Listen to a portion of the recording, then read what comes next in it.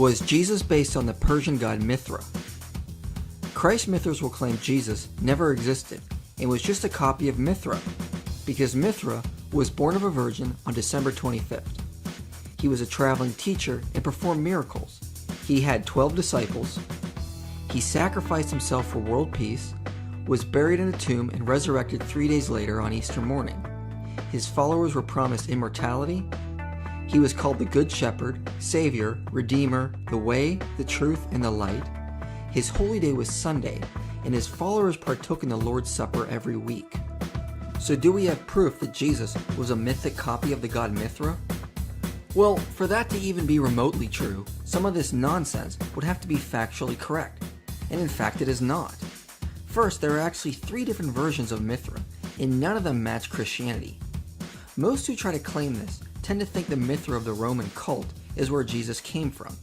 But this mystical religion surrounding Mithra didn't leave any writings behind for us to know what they believe, so we have to piece most of it together from secondhand sources and inscriptions. First, it is unlikely Mithra was born of a virgin. All sources indicate the Roman version was born out of a rock.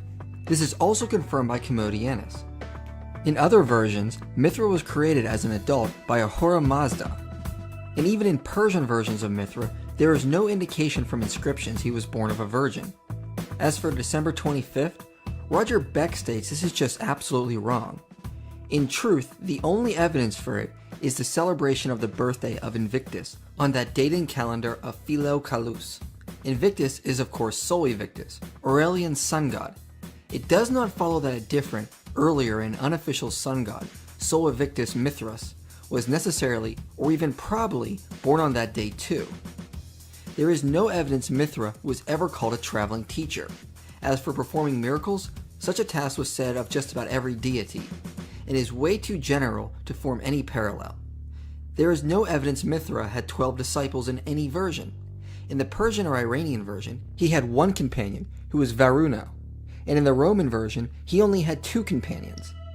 The idea that Mithra had 12 disciples is taken from this image of Mithra slaying of the bull, where he is surrounded by 12 figures. But these are not disciples, they are the signs of the zodiac. Plus, this inscription postdates Christianity, so it cannot mean any type of dependency. There is no evidence Mithra sacrificed himself for world peace, and Christ Mithras have yet to provide any evidence. The closest one can get is the story of Mithra slaying the bull, but that doesn't compare to Christianity at all. As for his burial and resurrection, this is just an outright modern lie. There is no indication in any version of Mithra that he died, let alone was buried and resurrected. The closest one can get is a piece of graffiti dated to after 200 AD, which reads, "And us too you saved by spilling the eternal blood." However, every Mithric scholar notes this refers to the spilling of the bull's blood, not his own.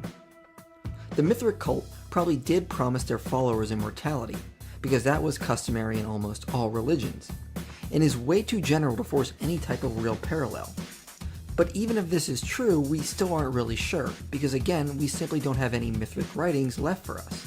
Roger Beck even suspects that in the Mithric religion, there was never any specific ritual about the soul's journey after death.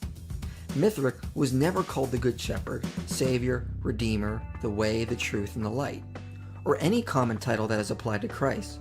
These are just outright lies. Now it is true that Mithra's holy day was on Sunday, but given there are only 7 days in a week, and the first day of the week was significant for many cultures, it is hardly evidence of borrowing. Plus, we should also note, most of our knowledge on the Mithric cult comes from after the time of Jesus. So if there was borrowing, it is more probable it was the other way around, meaning the Mithric cult stole from Christians. Michel Zalzman even notes the Mithric cult use of Sunday postdates the New Testament. Finally, there is no evidence of a Lord's Supper in the Mithric cult. Any reference to this comes from very late medieval texts that cannot be trusted. So since that is the case, there is no evidence Jesus was just a myth based on Mithra.